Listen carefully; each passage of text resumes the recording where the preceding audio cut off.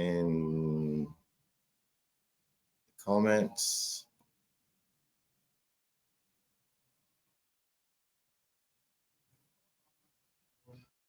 Okay. Okay. Awesome. Awesome. Hi, everyone. Good evening. Welcome and thank you all for joining us today for the second edition of Kyshi Bridge. I'm personally excited about the lineup of guests for this event. Some are friends I've known for years. Some have been with us since we began our Kyshi journey, and some I'm glad to finally have the opportunity to meet. I'm also excited to meet those in the audience today, so no one feels left behind. My name is Ayo Akindele, founder and CEO of Kyshi. Kyshi is a UK-based cross-border payments and trade enablement platform powering global business expansion into and across Africa, especially through our merchant of record service, which helps connect global businesses to African markets in hours using our all-in-one API or by creating a payment link to collect payments in local currencies. Recently, we expanded our services to further support global businesses by offering localized marketing, warehousing solutions, and local customer support. As is evident, we are very big on Africa and its growth. And we like to think of Kyshi as not just another payment facilitation platform, but as a voice for people, culture, and impact. The world has grown digital, and every day it continues to evolve with new technologies, products, and platforms. There's no telling what it will look like in the coming years, especially with the rise of the creator economy. Globally, this market is valued at over $200 billion and projected to surpass $1 trillion within the next decade. Africa is part of this story, with a young, digital-savvy population driving innovation in media, entertainment, and gaming. These industries don't just create content, they create jobs, inspire culture, and export Africa's identity to the world. But certain challenges remain. Monetization, visibility, infrastructure, and regulation are still hurdles. Take Africa's gaming industry, for example. It's growing at nearly 12% annually, fueled by a population where 60% is under the age of 25. Or Africa's streaming and media platforms, where demand is booming, but capital and infrastructure remain scarce. The opportunities in this space are limitless, but what we need are bold conversation and actionable strategies. That's why we started Kyshi Bridge and why we are focusing on this topic in the second edition. This series is our way of convening thought leaders across industries to dialogue on Africa's future, to share insights, confront challenges, and explore pathways to scale globally. In our maiden edition, we focused on fashion and logistics. Today, our spotlight is on Africa's creator economy, specifically media and gaming, as case studies of the continent's digital creative revolution. We are privileged to have with us some of the brightest minds and pioneers across these sectors, leaders who are not only shaping industries, but inspiring a generation of creators and builders. I'm not the speaker today, so I'll step aside to make way for those who have first-hand experience in this industry and live it every day.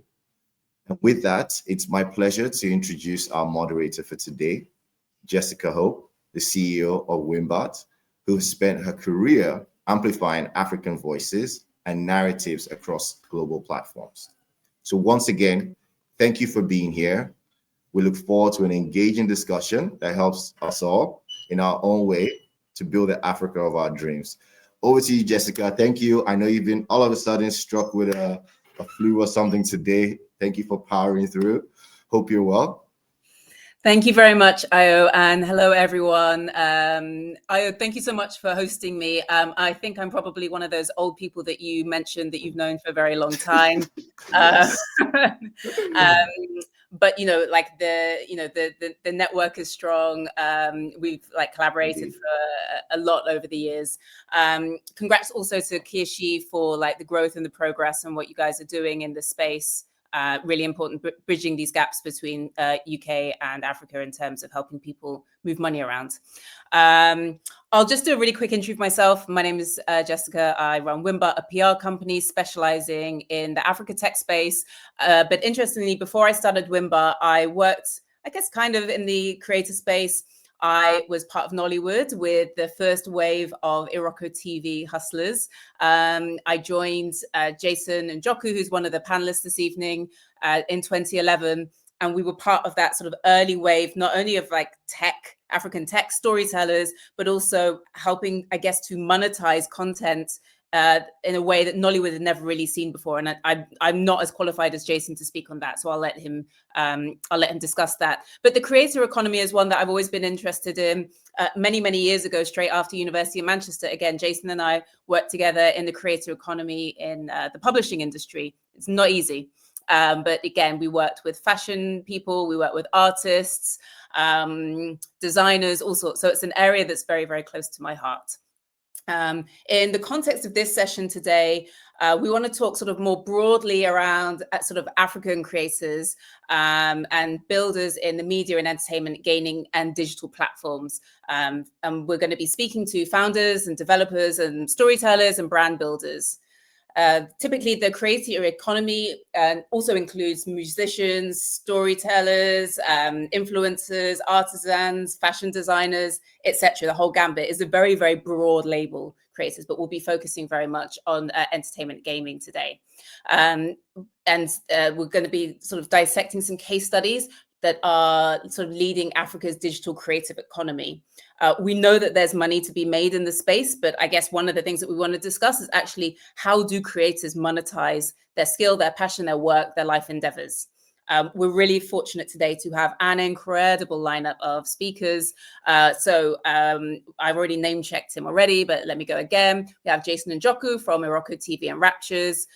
We have Hugo Obi from Malio Games. We have Temi Afolabi from Xbox. And then also joining us as well, we have content and technology builders like Oladapo Giwa and Otoide Ayemere. Apologies if I've not got everyone's surnames correctly. And we're also really fortunate as well to have Karen Grillo. And I'm sure most of you know her as well. We have Marie-Laura Mungai, who has been in the space for many years. They together will be talking about the creator economy, the multi-billion-dollar economy. I think I saw some figures recently where it said it's worth about 203 billion 2024, and it's expected to reach over 1.18 trillion by 2032. So the growth trajectory is massive. So everyone, welcome to the forum. Thank you so much for joining us. I'd love to just go around everyone and do a quick 1 minute, 30-second intro, if you don't mind. Let me start, ladies first. Let me start with Marie. Hi, everyone. Can you hear me? Yes? We can. Okay. Yes. So my name is Marie. I'm the founder and CEO of a strategic advisory firm that's called Restless Global. My work today really is focused on advising DFIs, large investors, on their strategies, their investment strategies in the creative industries and sports sectors in Africa. So it's a lot of fun and pipeline building and financial tools development and all of this. But before creative entrepreneur, I started several businesses on the African continent 20 years. And before that, I was a journalist. So that's me. So you know the creator economy inside and out. Thank you so much, Marie, for joining us. Next up, Karen. Hi, everyone. My name is Karen Grillo, and I'm a media and advertising sales consultant. I've been working in the industry for the last 9 years, so nearly a decade. Started off in very traditional media companies, so worked at Hearst Magazines, which are a print publisher. I then moved on to ITV, who are one of the biggest commercial TV channels in the UK. And then about 5 years ago, I moved over to the world of digital media, working across Amazon. And now I work at Meta. I've been there for the last 4 years, and I support the UK's largest FMCG and beauty advertisers on their Instagram and Facebook advertising strategy. And core to that is creators. So I'm really excited to be here and to share some of my perspective and experience with you all. Thank you so much, Karen. Let's go to Temi. Hi, everyone. Good evening. My name is Temi Afolabi. I work as the Global Expansion Lead at Xbox across Africa and the Middle East. And my priorities there are really finding and investing in new content from these regions. So working with developers across Africa, across the Middle East, to bring their games to Xbox. So yeah, pleasure to be with you all and looking forward to the conversation. Thank you so much, Temi. Hugo, Obi. Yeah, hi everyone. So my name is Hugo. I'm the founder of Mario Games. We are a Lagos-based mobile games development studio, creating authentic African-inspired content for the vast number of mobile users here on the continent and beyond. And in addition to running Mario Games, I also have a talent development initiative called Game of Africa, which is really about accelerating talent within the game development space through our 5 months training program, and that's been running for the last 5 years, and that's really providing the kind of like future pipeline of talents who can create games, like leveraging this new medium for storytelling. I've been in the industry for over 10 years now. Fantastic. Thank you very much. Let's try now Oladapo. Hi, everyone. My name is Oladapo Giwa, CEO and co-founder of Fenris Media. We run a platform for content creators. Most of our content is user-generated. We empower African content creators to earn on a global scale. The name of the platform is called All Access. So you can think of us as sort of like the Patreon for Africa. And we've been in business since we launched in 2023. We've seen massive growth. We've seen the reach that local African content creators have on a global scale. And we're excited to grow, and I'm excited to be here to share my perspective with everyone. In terms of my experience in the industry, it's been about 5 years.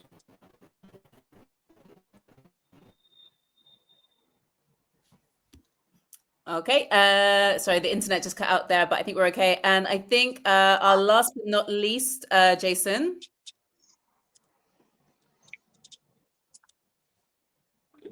Can everybody hear me okay? We can now, thank you. Wonderful. I'm sorry, yeah, I'm just on Third Mainland Bridge coming to the mainland, so just a bit of internet troubles. Am I introducing myself? Yes, please. Is that where we are? We are. Fantastic. So my name is Jason Njoku. For the last 14, 15 years, essentially been evangelizing and trying to monetize. Originally started out with Bollywood, TVs and series, my wife and I, and we're now moving towards monetizing comic and ultimately animation content aimed at kids under the age of 10 up until sort of teenager years. Thank you, Jason. And I wasn't sure if I saw on the panel, is Otoide from RVO Media with us? Yes, I am. Oh, fantastic. Over to you.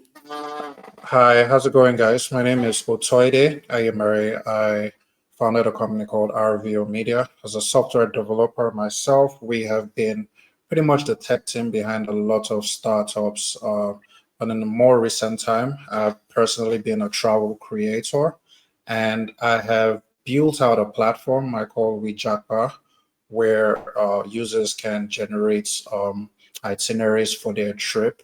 But more key to my heart is there's a marketplace there for other travel creators to sort of sell their travel guides, because I want that travel experience to be from the eyes of people that have actually experienced certain destinations. So we're onboarding a bunch of creators across the world and having created a platform for them to share and monetize their experiences across the world.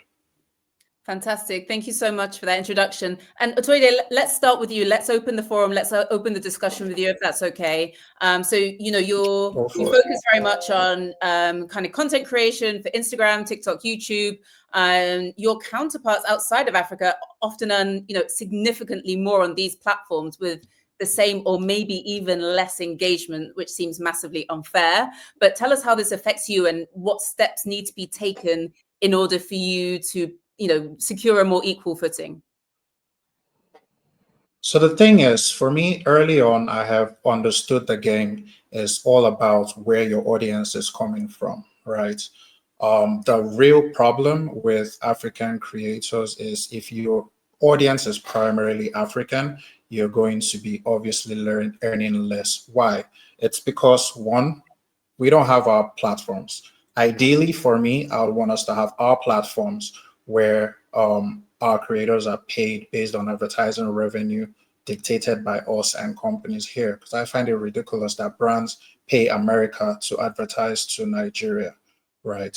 But there's a huge disparity in advertising spend, so that would always reflect. So for creators, you have to be creative and make sure your content isn't just tailored to a localized audience, and you get the reach abroad. Fantastic. And do you have any examples of real life examples of how that's actually worked in your experience or in your network of people who've managed to, I guess, build that global audience? Absolutely. I'll tell you one. One of my favorite travel creators is Tayo Aino. He manages to tell travel stories that are interesting to the rest of the world. His quality is top notch, and he has a very, very beautiful way of weaving his story that literally anyone can relate to. And even more recently, he has been going to destinations that are appealing to the rest of the world. Someone else in that same space doing everything right is a guy called Steven Nduku, who has taken his travel storytelling to the next level, you know, showcasing African countries to the world in ways that no other storyteller has done. And that would obviously translate to his YouTube revenue because his views, I see the engagement on his comments, they're pretty vast and global. And I'm guessing then the ripple effect of that is kind of building brand Africa through travel and hospitality. And then it's got that sort of very effect for other economies. Absolutely, because he gets the attention and spotlights African destinations like no one else does. I think his last drop was about the coldest place in Africa, where he went to, was it Lesotho? And it was, if he took a picture, you'll think that was somewhere in Russia, right? Without the context of the video. So he's showcasing Africa in amazing light, and the rest of the world is watching. And again, that actually even brings in tourism revenue because some people are like, oh, wow, you mean we can do this? And it opens up the doors for visitors to show up in those destinations. Fantastic. Thank you so much for that insight. And then staying on the subject then of brands and global brands, and I guess respecting the Africa consumer, Karen, I'd like to go to you now. And it's a two-part question. You worked with a lot of huge global brands. So I guess, in your opinion, what can we do to, I guess, raise the profile of the African consumer and Africa as consumers to global brands so they spend more time and attention and ultimately money with content creators? And then the second part of the question is, I'd love to hear more about your experience of kind of building commercial partnerships at, say, ITV or Meta, and then kind of narrate for us as well how kind of creator engagement has shifted from the broadcast platforms like ITV to more the social networks such as Meta, Facebook, Instagram, and so forth. Yeah, it's a really interesting question, this one. I think something I've observed with my clients is that they really do invest where they're seeing that potential for business growth, which obviously is how any business would approach investing millions of dollars in their marketing.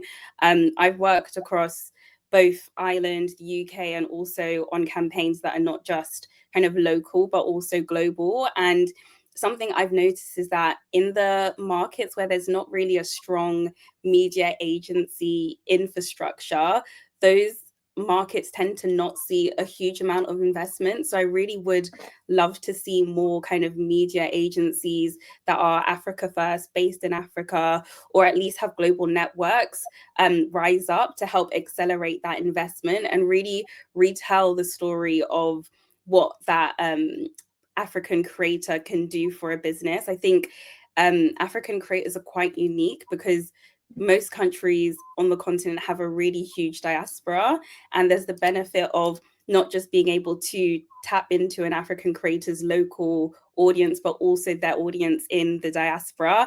I'm a huge fan of Tayo, the travel creator, as well, and I think there's so many examples beyond that. Just in terms of like what my Instagram feed is looking like at the moment, I'm recently engaged, so a lot of wedding content is coming my way, and I'm assuming most people on the call might have seen Temi Otedola's wedding content, which has really gone viral, and I think she's a really great example of someone that has that local but also global influence. So I'd love to see more kind of case studies like that come out of the African creator space. To answer the second part of the question, I think there's such a huge shift that's happened in the last 15 years, but it's really accelerated in the last 5 years, I'd say. When I first entered the media, a lot of brands were thinking very TV first when it came to their media investment. But something that was really interesting to me when I was at ITV is that all of our big TV shows, such as The X Factor, Love Island, Britain's Got Talent, they had passed their peak. If you're based in London and you're familiar with the UK X Factor, you might remember Beyonce performing in one of the finals, and that's kind of when TV peaked, and that was quite a long time ago. A lot of the viewing behavior is now shifting digital, and a lot of it is in social media, which is why Meta, where I'm working with now, is such a fast-paced company and such a huge opportunity for creators. You don't need to be a big TV star anymore to have an audience. You can actually create an audience just from using your mobile phone and understanding how to edit and understand how to craft short form stories that people want to engage with. And I think that's really powerful, and it creates a really significant opportunity, not just for the businesses that collaborate with creators on the platform or invest in ads, but also for the creators themselves. So yeah, I think there's so much opportunity for the African creator economy, and it's a really exciting time. Thanks, Karen. And we've talked about, you said it's an exciting opportunity, but then getting down to, how do creators get paid? Like, what are, platforms like Meta or, global advertisers, what can they do to better support African creators, the unique creators who have, as you say, this local and global diaspora following as well? How are they, or how could they help them even more in terms of turning their reach into a sustainable revenue? Mm-hmm. Yeah, so there's quite a few of creator programs that I know Meta run, and also similar platforms such as TikTok, which are focused on actually scaling creators' understanding of the platform and how to grow their following. I would say that these are usually quite limited to the kind of top creators that are growing or already emerging. But if I were to give some tips, I'd say definitely understand where are people on whichever platform you're using spending the majority of their time, and what sort of content is resonating. At the moment on Instagram, 50% of all time spent on Instagram is spent on Reels. So if you're a content creator, I would certainly recommend doing Reels as like your main sort of content that you put out there. And I think beyond the platforms helping those top or like fast growing creators, I think influencer agencies play a really important part in actually helping creators that are in that maybe early phase where they've not kind of cracked monetization to the point where it's able to sustain them full time.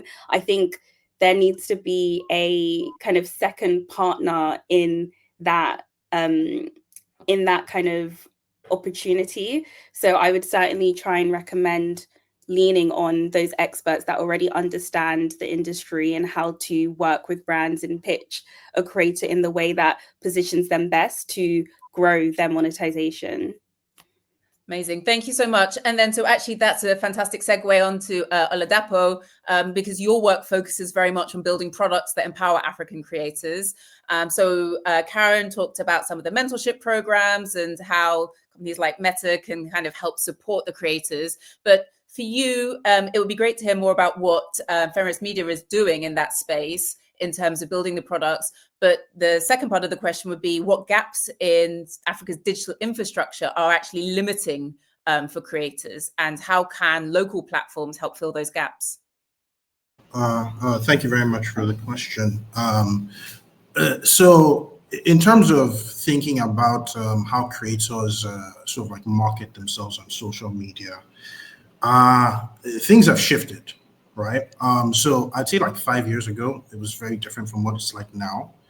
But even just as early as last year is very different from what it's like now. So last year, we saw that creators that were doing sort of like hundreds of thousands of views on social media, specifically Instagram, they sort of like that changed. It's like sort of like a downward trend for sort of like average viewership.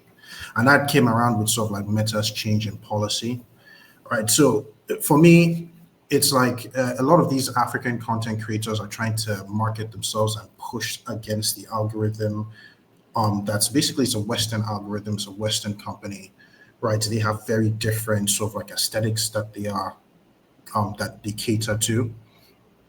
It's very hard for content creators to sort of like breach that. A lot of them do. Some of them do. Some of the very popular ones do. But for sort of like a very young content creators find it very hard to breach that. So, you know, what we do at All Access is we try to let people know that it's very important, especially when you talk about a platform like ours, that we essentially funnel your content from social media. So essentially, you're drawing attention from your social media to your All Access page so that people subscribe. It's very important for you to make yourself very visible.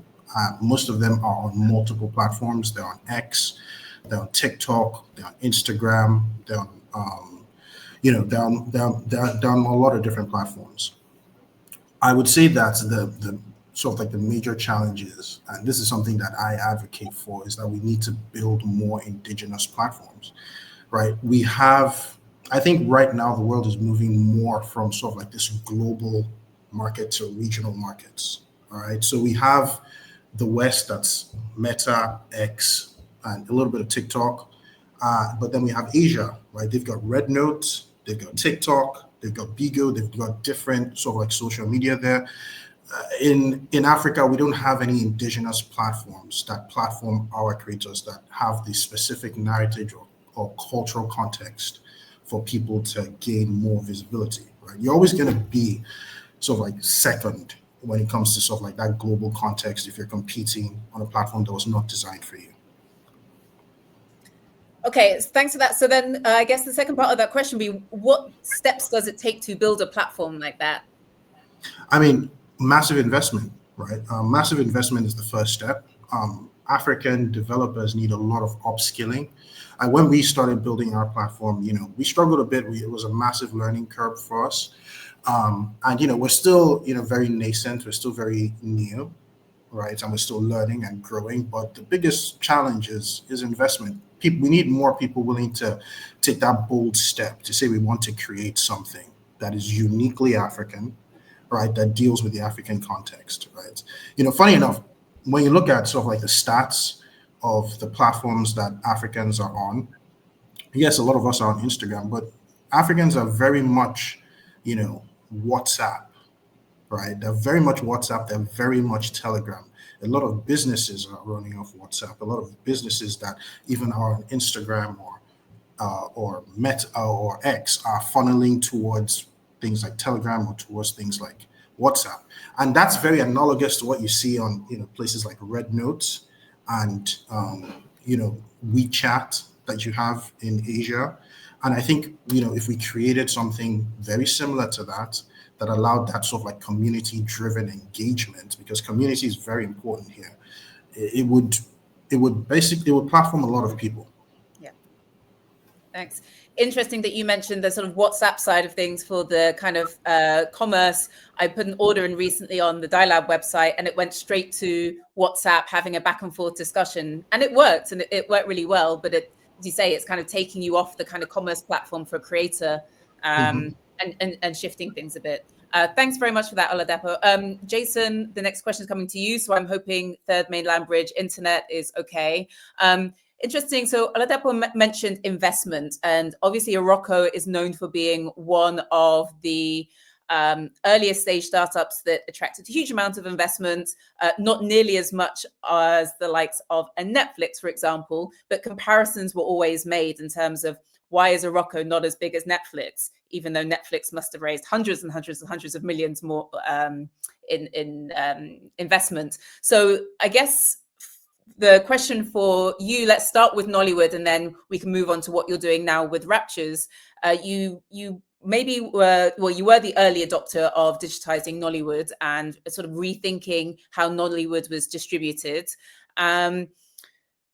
You learned a lot along the way in terms of creating value for creators, and there were obviously huge amounts of challenges in terms of payments, in terms of scale, etc. From your perspective, what kind of level of investment would be needed to scale a sort of indigenous, either social platform or entertainment platform that Oladapo mentioned? And then the second part of the question is, what can international platforms like a Netflix or Amazon Prime or Canal Plus and other local players, what should they be doing to position themselves for success on the continent? Thanks so much. This is a super interesting question. Something I kind of like recently had a long discussion about. So, like, I hope you can hear me okay. It's a bit noisy where I am at the moment. But look, I think in the end, it's pretty simple. I always use the example of Spotify.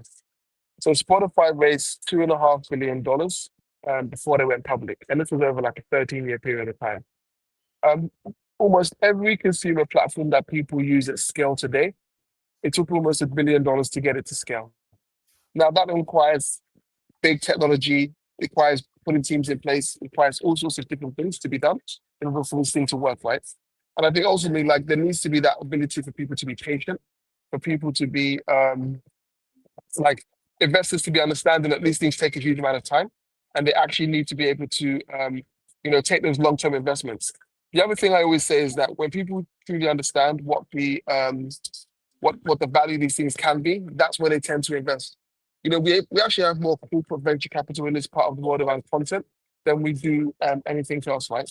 And I think, for example, people always talk about like MultiChoice.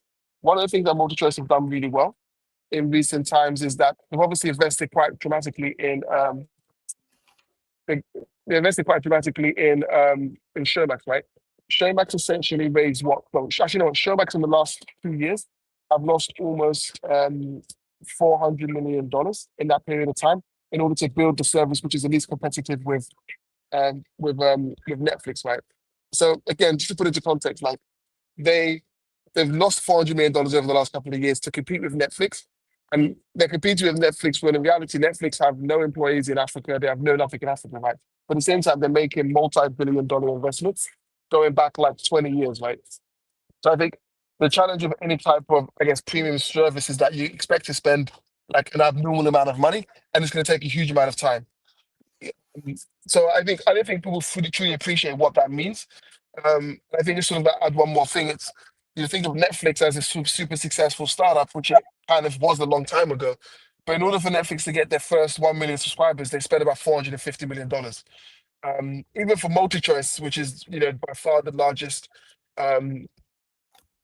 content platform in Africa, they spent 9 years, and they actually had to they're actually one of the founding shareholders of MTN. In order for them to fund the expansion of MultiChoice, they actually had to sell their founding in MTN in order to do that. So like these content plays, especially on a platform level, are usually really expensive.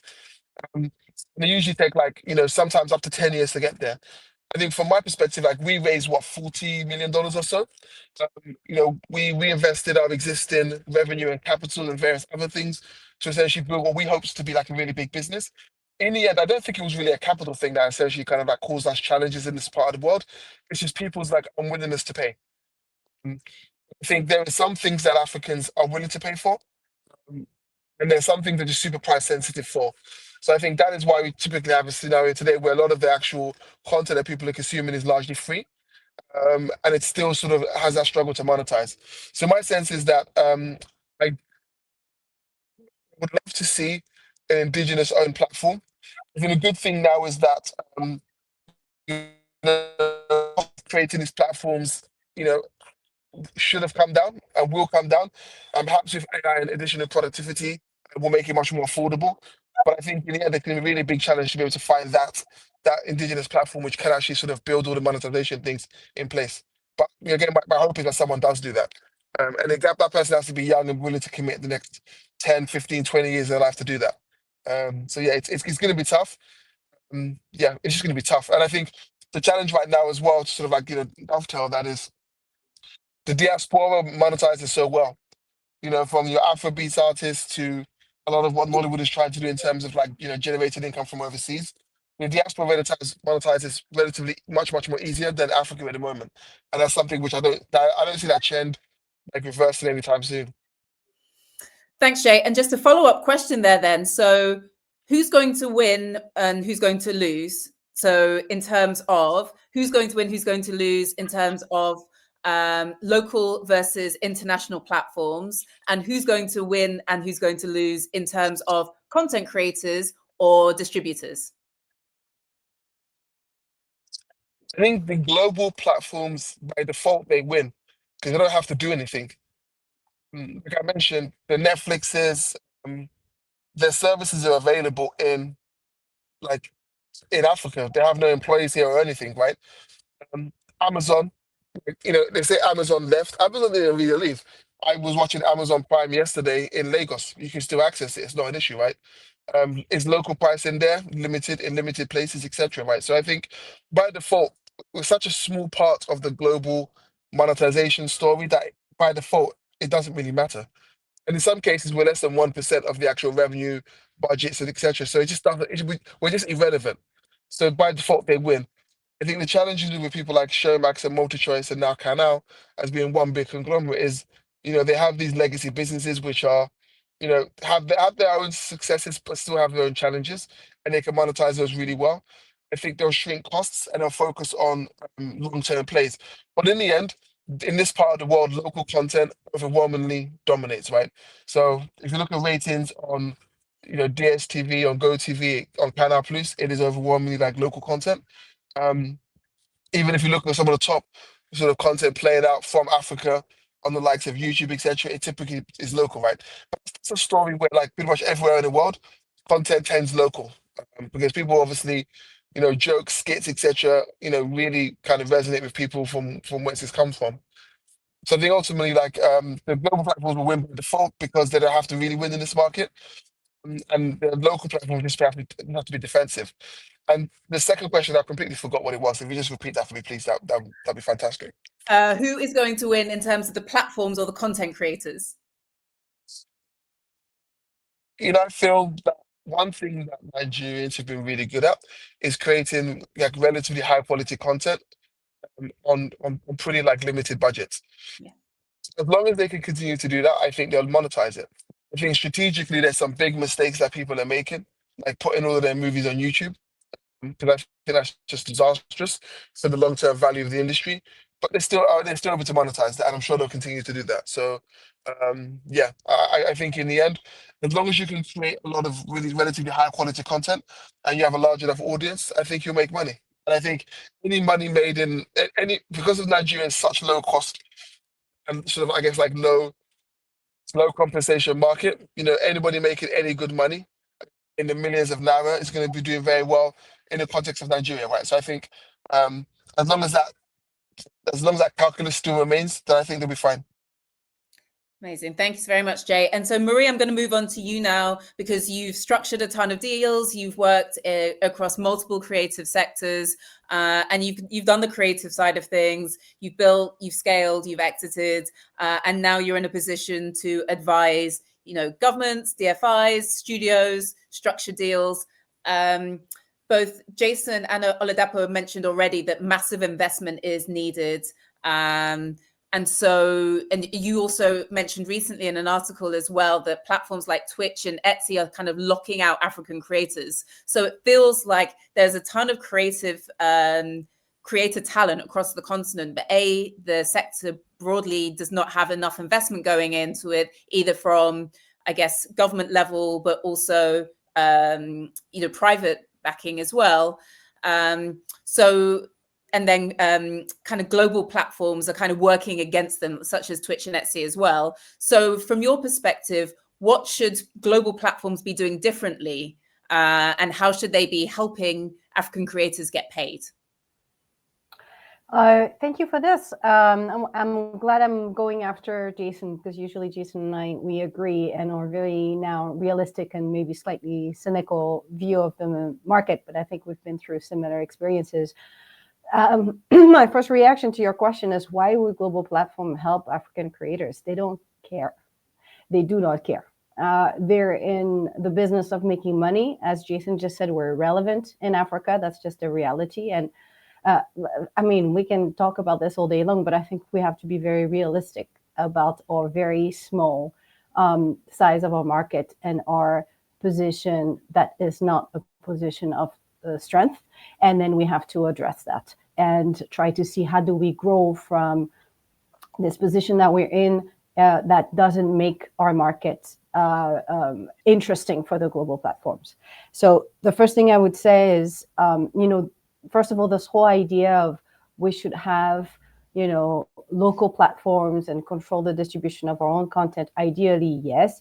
I'm not going to explain again why it is quite unrealistic, because Jason did it very well, but the amount of resources that is needed to build some of these solutions, I think is really underestimated by people who just see the result on the outside, because to build a streaming platform is not just to have a website. There's really an enormous amount of resources that's put behind this as various functions, and the fact that they're able to do really well is also that they've reached such a huge scale. And at some point, we have to realize that in some industries, we now have winners that are established, and they are the big global platforms.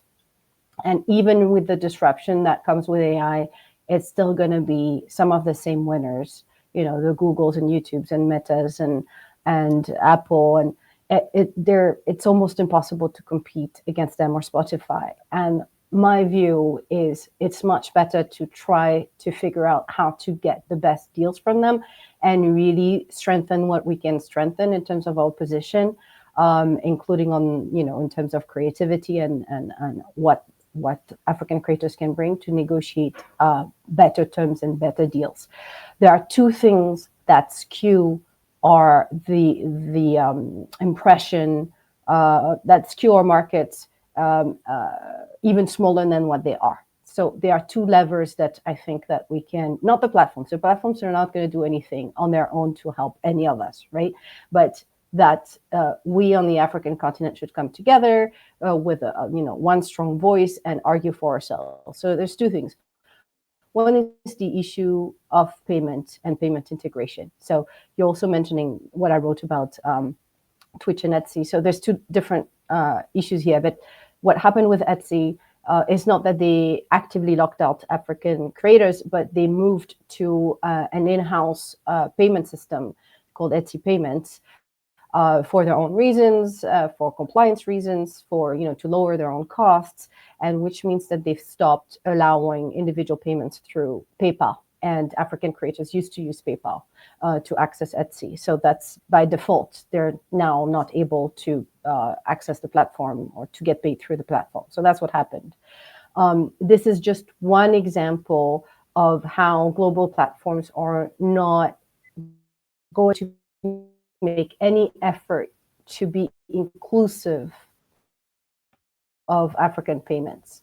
A lot of people complain often that Netflix should be integrating more payments in Africa, and we can have the sense that if they were really integrating every payment that is available in Nigeria, for example, suddenly we would see that the market is bigger than what we think now. Because if we give access to absolutely every single person who can pay to the platform, then we'll just obviously have more people who will pay.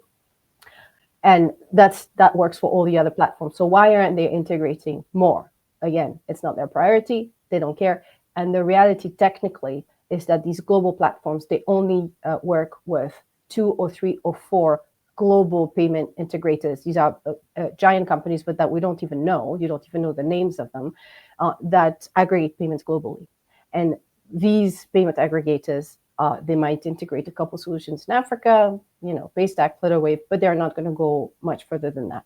So that is one hurdle on which we can apply pressure. First, we have to understand the problem. We have to see exactly where we get stuck, and then there's some advocacy to be had here. And I would argue that this should be the responsibility of a country's government that is big enough to make this point and to push policy. And there's only Nigeria that is in that position to do that, right? So that issue of African payment integration and to push it to these giant aggregators that work with the platforms, I think this is a matter of policy for the Nigerian government. That's something that I argue for.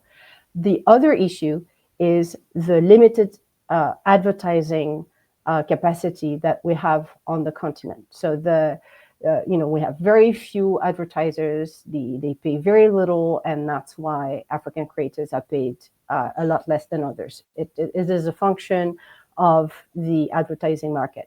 The advertising market is a function of the size of the economies. So, as long as the economies don't grow, it's hard to grow the advertiser pool. However, there are ways to still grow the advertisers pool a little bit more to what it is today, because at the moment it's the big companies that advertise, and the SMEs and more like middle-sized companies are not really advertising online. So there's something that can be done here. That's a lever that can be pulled. One example of a company that has done that very smartly is Kana TV when they launched in Ethiopia. Elias is also a friend of mine and of Jason. He's done very well in that when they were about to launch this private station in Ethiopia with Ethiopian content, or at least at first dubbed content in Amharic, they needed to know, are we going to have enough advertisers that makes this whole venture profitable ultimately? And they realized that the advertising market was too tight, and so that they needed to push the advertising market in order for them to make enough money. And so they created packages where they would help SMEs actually create their own ads to then buy ad space on their own channel. So they really had to enable the advertising market for their model to even make sense. So that's just one example, but these are two levers that need to be pulled: payment integration, advertising, and I would add a third one is regulation, and to not over-regulate. So that's the problem of Twitch that you mentioned in your question. So Twitch, the gaming streaming platform, has stopped monetizing in Kenya. And they cited new regulation. They didn't specify which ones, but if we look into it, it looks like it's some of the new tax and compliance requirements that the Kenyan government has implemented in the past 6 months to a year. And I think that was a strategic mistake from the Kenyan government. Unfortunately, a lot of governments around the world do that, is that they tend to want to regulate an industry before it's even firmly on its feet. So it's just stifles the growth of the whole industry. So this again is a question here of working with the governments. They are the ones who make these decisions, make them understand that they should protect their creator economy for longer before they lean into regulation. So these are the things that, to answer your questions, these are the things that I think can be done, but it's not for the platforms to do them. It's up to us to build, our positions to negotiate and to argue for ourselves. Thanks, Marie. And just to be really clear, when you say us, do you mean kind of creative leaders? Do you mean people who've been seen the good, the bad, and the ugly? People with access the entire industry, all the stakeholders on the continent. Honestly, we need really to talk as one voice, and that's one thing that's missing. It's industry associations or groups that come out and write position papers and talk to the government and worm their ways into the forums where these things are being discussed and repeat the same message and talk to the press and talk on forums like we're doing now, so that these messages they come across and everybody falls in line. So it's really for all of us to absorb these messages and then to fight for on these different points for a better, a bigger voice for the African creative economy in general. Fantastic. Thank you so much. Well, I know that there are quite a few fighters just on this panel, so hopefully we'll find a leader by the end of this session. But thank you so much, Marie. It was really good to hear the sort of some of the challenges and what can be done. I know that you've seen and have been part of that change over the last 10 years. I guess there's more to come in the next 10 years. We're going to move now on to the gaming industry. So I'll be moving on to Hugo and Temi. Hugo, I mentioned there about, do we get leaders who've been in it for a long time?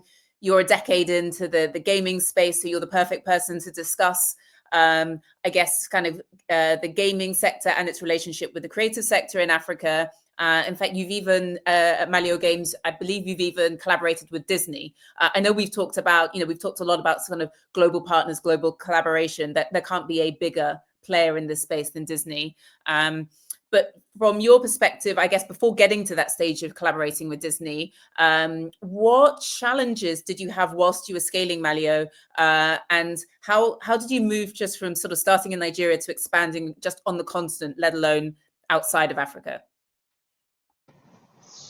Yeah, hi. No, thank you very much. I mean, I've been listening in, I think, for the last hour or so, and there's been multiple points being made about the value of the African consumer, and the kind of challenge with the global platforms. I think also we need to look at what's happening on the grassroots and the kind of fundamental shift in career opportunities that is being created by some of these global platforms. If you think about all of the people who are creating content on TikTok today, they have access as a result of the great infrastructure that obviously requires amounts of millions to actually create and support on a daily basis. But these same tools are accessible to people whether they are based in Lagos or they're based in New York, irrespective of what the perceived value of the end user is.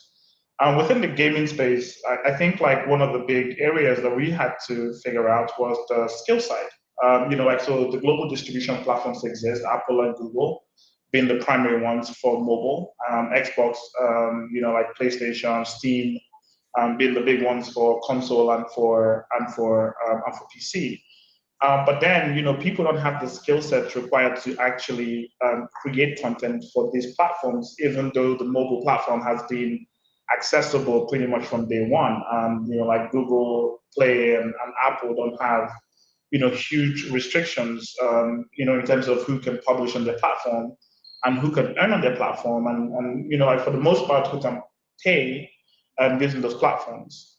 But in terms of the skill sets to actually create the quality of content required to reach audiences, that was a major pain point for us.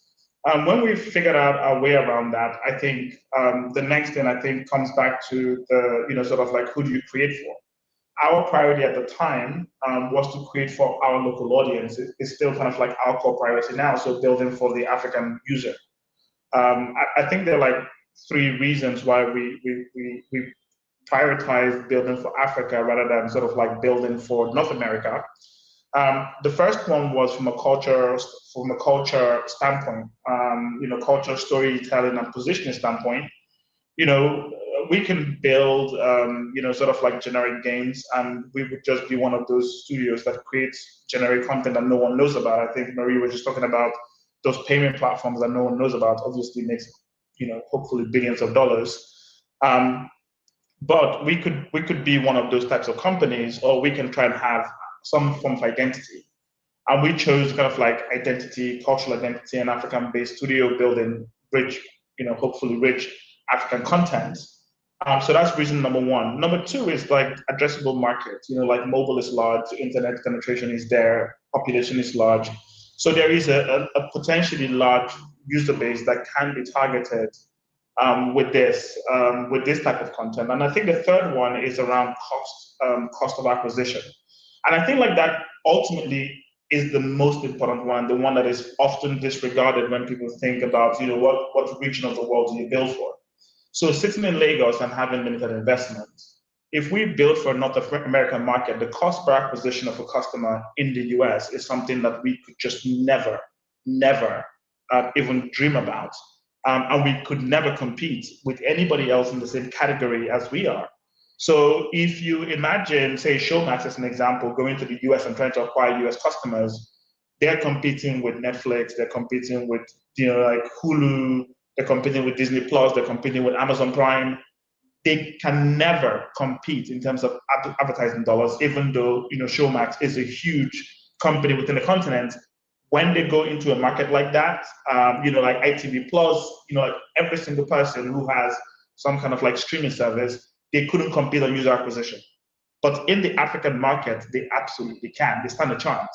Like their cost per user acquisition here much lower. So, that's pretty much the same consideration that we had. So when people say, oh, you're building for, a market that is not quite valuable, you look at it from a cost standpoint, our cost per acquisition is as low as like 5 cents. If we were in the US, the lowest that we would probably get is somewhere around about $1.50 if we were lucky, if we were in the right category. And that's just for one user. So the flip side of that then is like, how much can you then monetize that user? And if we were able to kind of like get anything above 5 cents from a user aggregated, then we would be profitable. In the US, obviously, the eCPM rates or the potential for people to actually spend with in-app currencies is much higher because they have way more disposable incomes. But then you need to do that upfront investment, which we don't have to actually reach a critical mass, because you're not going to monetize 100% of your users. But I think that, for us, the strategy today is kind of like looking at a two-tier system. So like, we can build for the local market, and sort of like self-publish and build for the local market. And then we could also simultaneously build for the US market, but then do distribution via publishers rather than doing self-publishing. And then that way we're not having, we're just taking responsibility for the cost of development, where we have a comparative advantage from a cost standpoint, and we're not responsible for the user acquisition, where we don't have the advertising dollars to acquire those users. And I think like those are some of the ways that we can try to be innovative, and try to kind of like almost like build in parallel and build for the two audiences. Working with partners like Disney, I think obviously the Disney opportunity is a great way to kind of like validate the skills gap and demonstrate that Africa can develop high quality content within the gaming space. But like those are like few and far between, and I don't think like that is really reflective or representative of the actual market and the market priorities. Like we do need to see more investment within games. The gaming industry is significantly large, and I've been in this industry for 10 years, and it's still like this. There's still very few players, like literally very few players. And if you start to think about kind of like demographic shift, we were talking about Twitch just a few seconds ago. If you look at the kind of like number of hours spent, people watching like gameplay videos, and you compare that to any other vertical, like the average time spent watching those videos is way higher. There are way more content creators coming into that space. And way more investment from like the IP holders, with esports, like sort of like now becoming pretty much mainstream, and building like huge fan and community bases. And that's all driven by first party IP. And like Africa again is a huge consumer market. We have a very young population. Like access to content, gaming being a big category of that content. How are we ensuring that not only do we have the investment, but we actually have the people who can create these games for this audience, like build the skill sets required to then compete within the global market. And I think like that's, like what I would like to kind of like see more conversations around this new sector within the creative economy that literally is not being looked at all. I mean, I know like some governments are looking at it, but like it's still not sufficient enough for the opportunity that actually exists in present day. Amazing, thanks, Hugo. And you talked there about kind of making sure that there's thinking about the mainstream as well, which then brings us really nicely on to Temi and Temi's role as the Xbox Global Expansion Lead. So Temi, like Hugo gave really, really good insight there about the kind of the local market. Your role is to connect African and MENA developers to Xbox. So I'm guessing, obviously Xbox is more mainstream, a kind of a global brand name. From your perspective, what does it take for Africa to be seen not just as a consumer base, but as a hub for global quality game development? Hugo already mentioned sort of talent as being one of the sort of more restricting factors as well, but it would be great to hear your perspective on it. Yeah, thanks, Jessica. Yeah, as Hugo said, talent would be the main thing if we want to become producer market as opposed to just being consumers.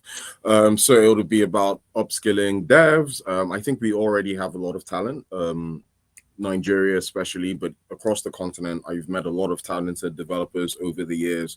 So that's encouraging since I started this role. But then there's also the infrastructure gap. So how much does it cost them to produce quality materials? Cloud development, how accessible is that for them? What are the data costs? What are the electricity costs? And how reliable and consistent can devs be under these circumstances? And then after that, I think we need more success stories. So, people are looking at Africa, they want to invest in Africa, but they're like, okay, what am I aiming at? Show me what the target is. Are we trying to make another ABCXYZ? The more examples we have of games that have worked in that way, the better. And then I think there's a big opportunity in external development opportunities.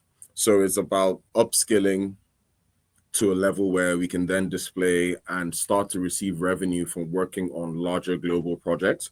A lot of internal studios, Xbox, but also other studios across Europe and the States are looking to outsource development and have started thinking about Africa and working with African developers to do that.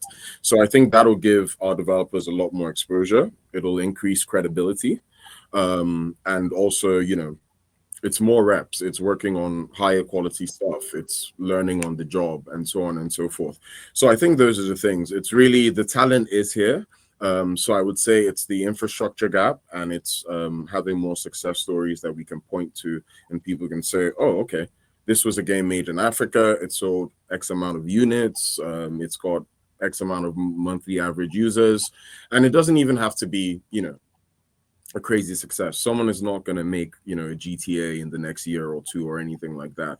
But when people start to get real traction, they start to get, and when I speak about infrastructure, it's like, I see a lot of people making great games, but also they can't monetize across the continent. They don't have the finances, like Hugo was talking about, user acquisition abroad. These are all the barriers that sort of prevent the global world from seeing just how much talent is here. And that's a lot of what we are trying to solve for, and I try to solve for in my role is we can see that, okay, you're working on something. A lot of people have, it could be a vertical slice, it could be a good demo, and we see, okay, there's talent here. There's just a gap we need to close. So again, a lot of our investment in African studios is financial, but a lot of it also isn't financial. It's mentorship, it's one-on-one sessions, it's physical and technical equipment, and so on and so forth. That's interesting. So you are, I guess, an evangelist for the broader space, and you're there to encourage people, like creators, into the sector. Can you just maybe give us an idea of what that route looks like to become a sort of a games developer? or what the career route looks like. Okay. Oh, well, to become a game developer in general, I think it's quite varied. A lot of people have degrees in maybe like software engineering and things like that. I would say the place to start is really to find other game developers. I think the gaming industry is very community based, and I think all creative industries are, but more so gaming. If you're going to work, you do have a good number of solo devs, but most people need a team. You need to work on a game to realize how good you are or to get better. So I think collaboration is a good first step. A lot of the development teams that I see these days are people who got together in uni or an accelerator, and it's like, oh, you guys are working on a game, cool. Can I help? I can do this. I have 3D skills. I have animation skills, so on and so forth. And then people come together and work on passion projects, and they upskill, and so on and so forth. So career or degree in computer science or software engineering and so on and so forth is definitely helpful and preferable, but after that, I think a big part of this is immersing yourself in the community. In Nigeria, there's almost every month there's some game dev event. There are loads of group chats and societies there. So I think if you have the baseline of technical skill, then it's really about just immersing yourself in the community, looking for where there are opportunities. And if you want, start something by yourself and then attract other people to help you as well. Fantastic. Thank you. So the interesting thing there, you've talked about the kind of community and how, I guess, gaming developers kind of find each other through community. But what can the studios themselves, like what can they do to position themselves to attract global publishing, distribution opportunities, and scale themselves? Yeah, no, that's a good question.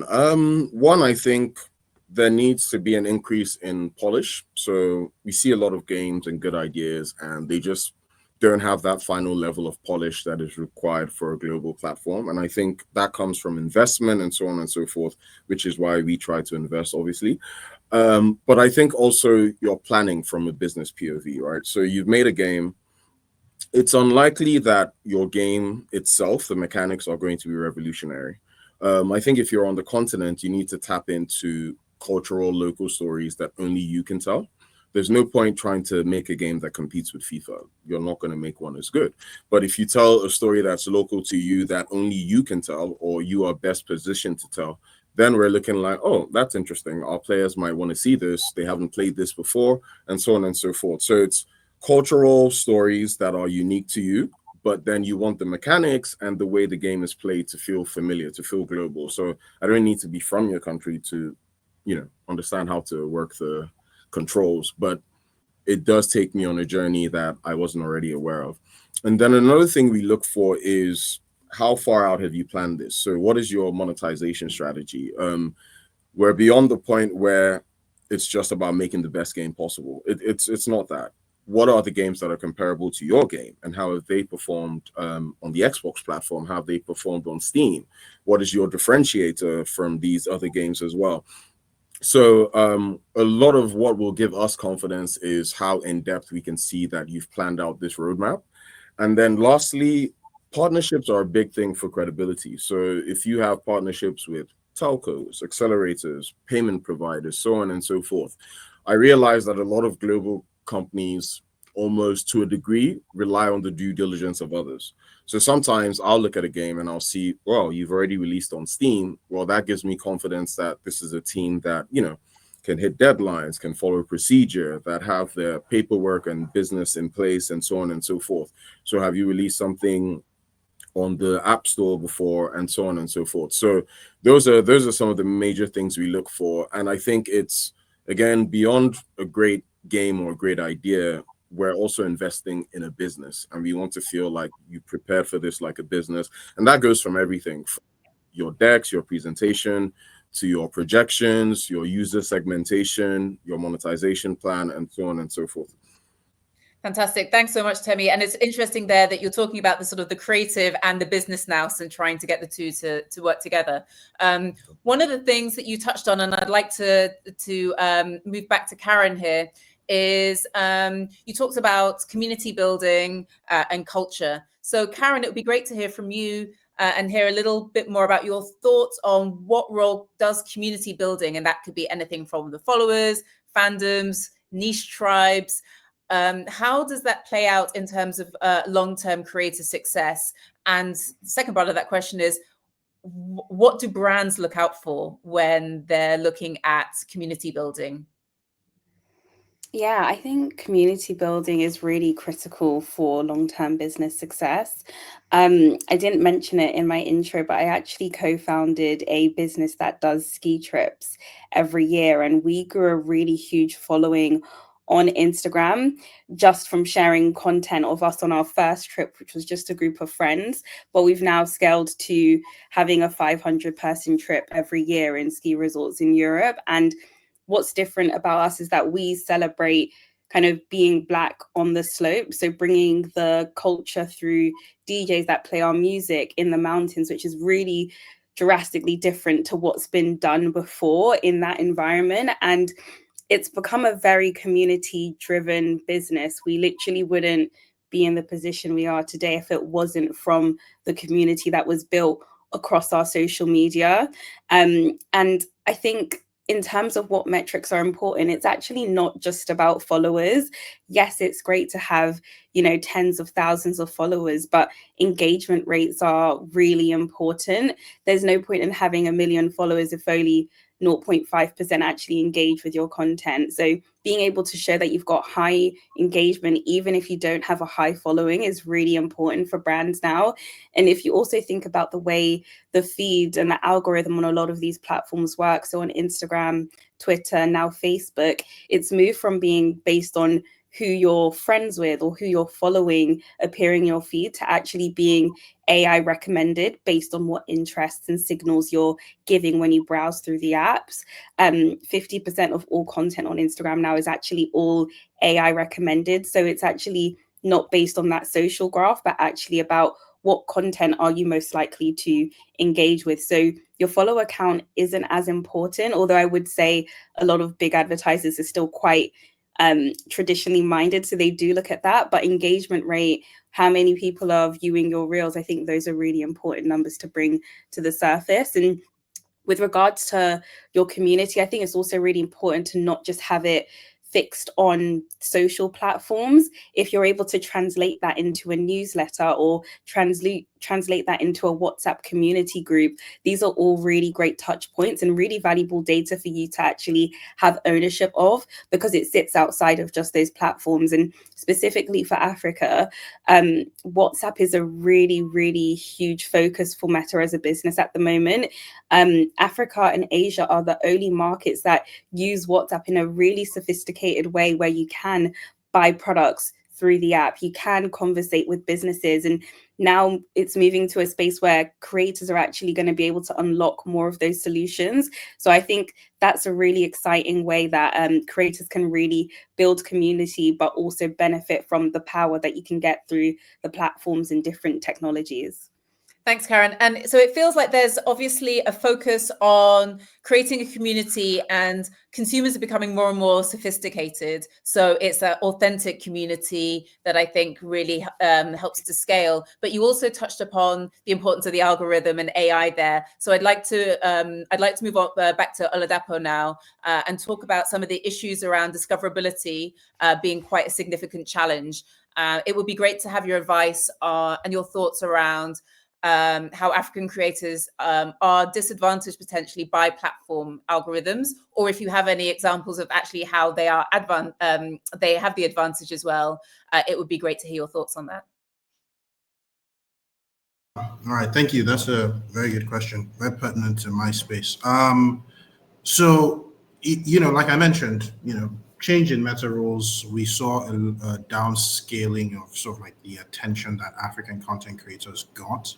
And but what we've also seen on the upside is that community and stories that resonate really they really push audiences, right? But I feel like and I want to touch on some of the other points that people have made when it comes to sort of like the African sort of like audience and the value of the African consumer in terms of content. So we see things like Big Brother, we see things like Love Island, and we see Africans engage massively with these sorts of things, right? Africans see themselves in these contexts and they want to support, right? So our platform is user-generated content, right? And it's also sort of like self-monetization. So you're not relying on ads, you're not relying on companies, coming to give you ad deals and things like that.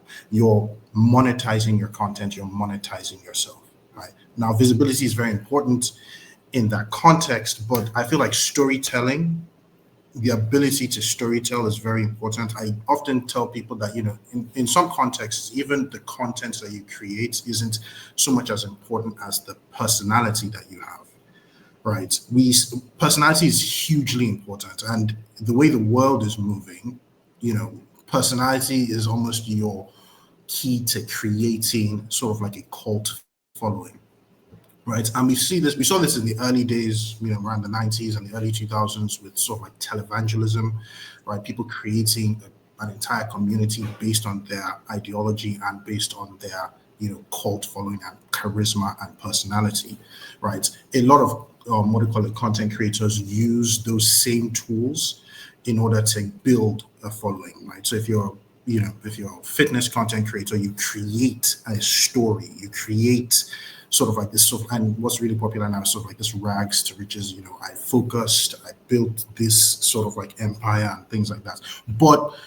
And this is what I'm talking about when I talk about, platforms and, even with the rise of AI, we are seeing that it's the Western aesthetic, it's the things that Western people are very interested in viewing that is pushing sort of like the algorithm and is pushing the content that people want to view. And it's not like Africans don't want to see this, it's just that Africans get overshadowed, right? I think that if we are going to talk about visibility for creators, they can do a good job, sort of like mimicking what people are doing in the West, but for a vast majority of them, they're not going to be very successful. I think we need platforms for Africans. I think it will be the biggest mistake that we make if we don't leverage now creating platforms for Africans to market themselves and grow from that, right? It's a massive opportunity, right? And that's essentially what my company is doing, right? We're essentially trying to center everything around African content. The technology is there, right? So the African stories are here. The African context is here, right? I read an article recently about how Americans want to like this sort of this like cultural war where Americans don't want African people involved in their reality TV spaces because Africans would band together and make sort of like payments to vote their favorite Love Island person,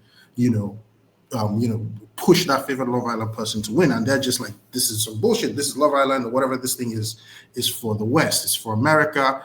But why are Africans involved in this stew? And we see the same thing. It's sort of like with Big Brother, where African grandmothers, voting, calling in to pay for someone that they're seeing on TV. So Africans are willing to pay for things, understand what they want to pay for, right? Understand, what Africans want to see, and you just use the tools that already exist to sort of like supercharge that.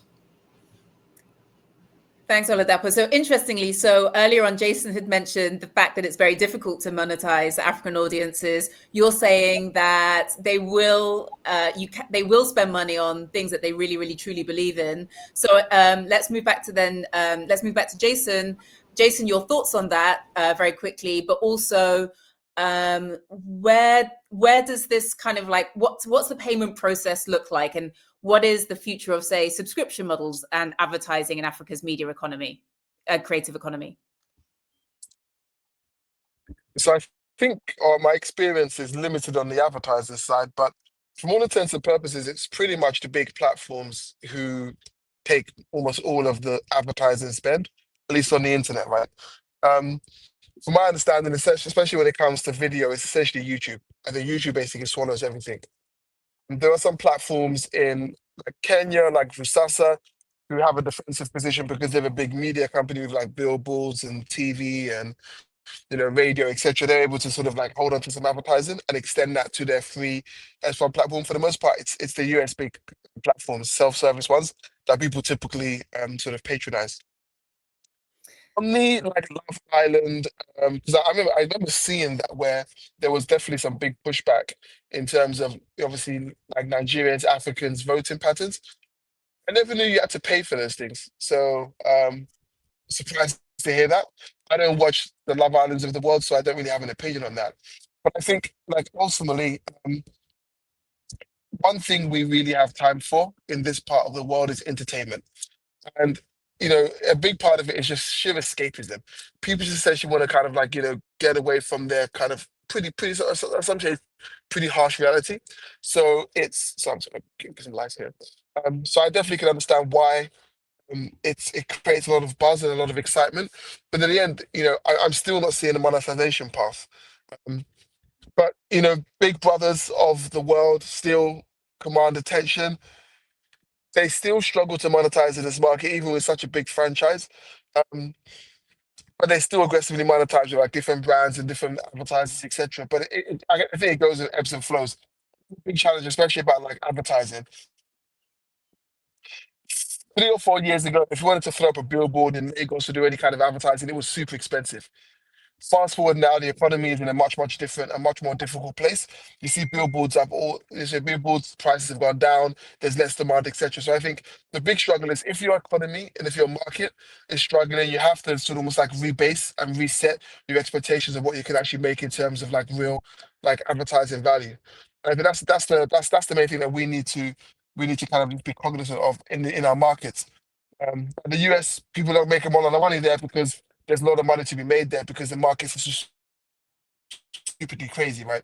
So I think for all intents and purposes, we need to just ground ourselves in the reality of what we're producing in this part of the world and just sort of like keep our head down and keep on focusing, right?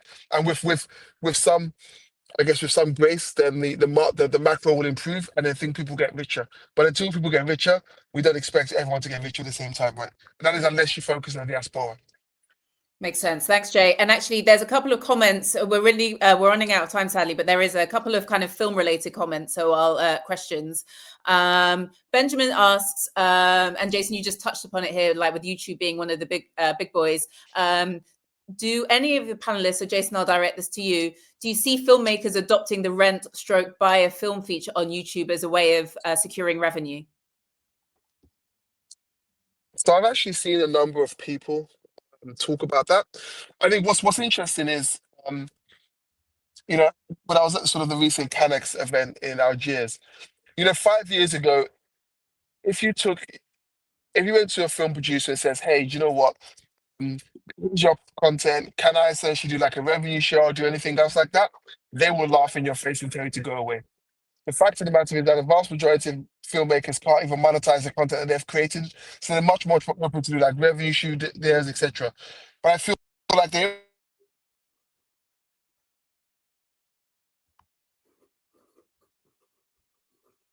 think we might have lost Jason. I think he was on the road, but he was making a point there, I believe, about sort of marketing and how to structure deals. Otoide, I know that you work very much in the marketing space when it comes to content creators. So it would be great to hear some final thoughts from you in terms of marketing in general and the fact that it's often the missing link for African creators. How can creators and I guess creator studios, whether or not it's music, Nollywood, etc., brand themselves better for both African and international audiences that will lead to better deals? The creator game is an attention game, right? So regardless of where they're publishing, the best form of branding they can do is to put their best foot forward in terms of the personal branding and in terms of the attention span they're able to retain with their content. Just a consistent payoff, certain engaging cues that are always expected, that keeps the users attentive and keeps users wanting to listen to the content. Now, all of these platforms look out for signals like retention is high up and then engagement. So as the content ticks all of these boxes, like retention and engagement, you're being pushed out to new markets and testing other markets for you. So it's really the marketing is in their content, essentially. Thank you very much. That's helpful. We have another comment. I guess it's quite a long question from Michael, but I think Jason's not on the line. So what we'll actually do, Michael, is we'll copy this and paste this question. Thank you so much for sending it in, and we'll share it with Jason directly. We have 1 minute left. Some of the key themes that have been shared are challenges around infrastructure.